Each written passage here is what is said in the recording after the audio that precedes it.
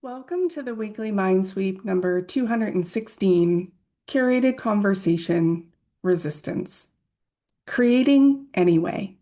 The quiet resistance of showing up in a dysregulated world. Every week, I feel a pause before I publish the Weekly MindSweep. In the past, it came from imposter syndrome or fear of being seen. Now it feels different. I've put in the work. I've done the reps. I've been writing and publishing for 216 weeks. I've chosen our topic, set up the template for our 4-week cycle, and I know what I want to say. Still, I often step away to refill my coffee, do more laundry, or walk Walter. I pause and think, maybe this won't resonate. Maybe I should take that bold sentence out. It doesn't feel like fear or confusion. I don't even think it's self-doubt. It's subtle. It's a low-grade hum in my nervous system that I can't quite name. After a month of discussing intuition in curated conversation, I noticed something similar happening. Entrepreneurs weren't confused about what they knew. They weren't out of touch with their inner voice. They weren't even questioning their next step. They just weren't moving. And that's when it hit me. This isn't about self-trust. It's about resistance. Not the dramatic, self-sabotaging kind, but something quieter. Collective resistance. We're building businesses in uncertain economic conditions. We're leading communities while managing our own capacity. We're trying to be visible, vulnerable, and create in a world that feels loud, polarized, and emotionally charged. Even when we aren't consciously thinking about it, our nervous systems are processing it. When our nervous systems are dysregulated, they don't crave expansion. They crave certainty and safety. So resistance shows up quietly. It doesn't look like quitting or giving up. It looks like hesitation. This month, I want to call that out and name it. Because once we can see resistance for what it is, we have a choice what to do about it. For ADHD creative entrepreneurs, resistance rarely looks like laziness. It often hides as productivity, intelligence, or being responsible. Here are 5 places you can start looking. Number 1, refining instead of releasing. You tell yourself you're making the offer better, polishing the copy, or improving the pitch, but honestly, it's ready. Perfectionism becomes protection. If your work isn't out there, no one can judge it. Number 2, researching instead of acting. One more podcast, one more course, another Google search. Gathering information feels productive, but sometimes it's just a way to put off taking action. ADHD brains crave new things and information. Taking action feels riskier than learning something new. Number 3, waiting for conditions to settle. I'll launch when the economy stabilizes. I'll show up more when things calm down. I'll speak up once I feel more certain. The world has never been completely settled. Waiting for things to calm down can turn into putting things off forever. Number 4, hyper-focus on low-risk tasks. Color coding your files, reorganizing your Google Drive, tweaking your website footer. These tasks give you a quick sense of reward without making you feel vulnerable. They feel productive, but they help you avoid the vulnerable steps that really move your business forward.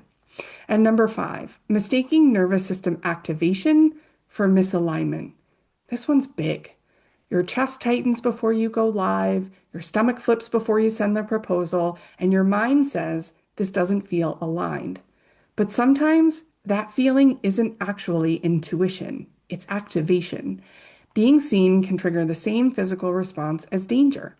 For ADHD creatives who faced rejection, criticism, or felt like they were too much, that feeling can feel very real.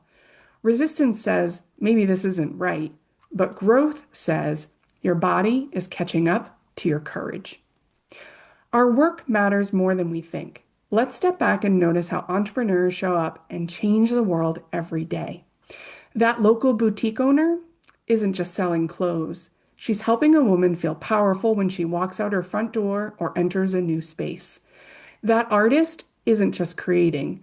They're invoking emotion, reflection, and deeper meaning for people to experience. The specialty shop owner isn't just curating food. They're creating a sense of belonging and community around a table. The life coach isn't just asking questions. They're helping someone unravel patterns that have shaped their clients' lives for decades. The Canva creator isn't just designing graphics. They're expanding visibility for someone building an entrepreneurial dream. The book coach isn't just editing pages. They're helping release a story that may change another human's life. The travel advisor isn't just booking flights. They're creating space for humans to experience awe and reconnection inside friendships and families. The wellness coach isn't just reviewing labs. She's helping women who know something isn't right find answers. The mindset coach isn't just reframing thoughts. They're amplifying joy and inner steadiness. Each of these actions create a ripple effect into families, into friendships, into communities. When we create, we influence more than just ourselves. That's the important work. Here's the reframe I want us to sit with this month.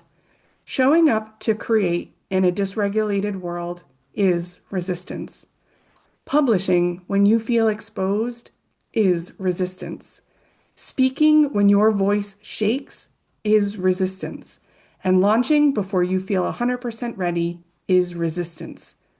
Continuing to care is resistance.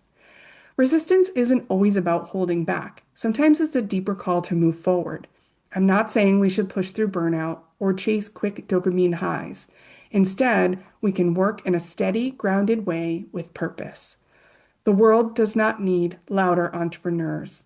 It needs regulated ones, intentional ones, courageous ones. And courage isn't the absence of resistance, it's creating anyway. That pause before I publish, as you know, I hit publish every week, not because I feel perfectly calm, not because all resistance has vanished, but I remind myself that the work matters more than the discomfort I'm feeling in that moment. Resistance will come. It always does. The question isn't if it shows up, but whether we notice it and choose together to create anyway. In curated conversation this month, we're naming resistance, not shaming it, not overpowering it, just understanding it. By showing up to create with thought, vulnerability, and imperfection, we practice resistance, one human at a time. My questions for you this week: where is resistance disguising itself as responsibility in your life or business right now? What is the specific action you know would move things forward? And what does your body do when you imagine taking it? Are you ready to listen from steadiness? If resistance has been whispering in the background of your business, steadily enough to slow you down, you don't have to untangle that alone. That's the work I do. Not motivation, not hustle, not pushing through it. I help creative ADHD wired entrepreneurs understand what their nervous system is doing, separate activation from misalignment, and make grounded decisions from clarity instead of urgency. If you're not clear on what you want, if you are clear with what you want, but you're not moving, let's look at that together. Start with a clarity conversation. No pitch, no pressure, just space to think out loud with someone who understands how creative brains work. Because resistance isn't a character flaw, it's information. And when you learn how to work with it instead of against it, you create anyway.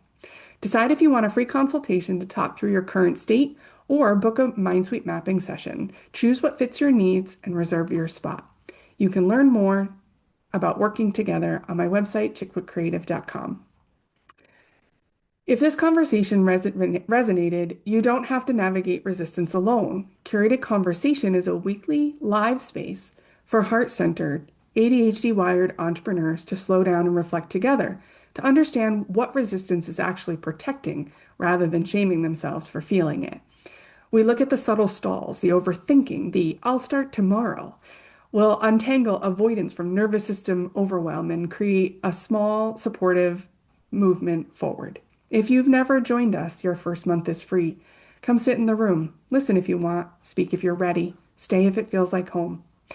We join Mondays at 8 a.m. We start with coffee and belonging is included. You can learn more about Curated Conversation at chickbookcreative.com.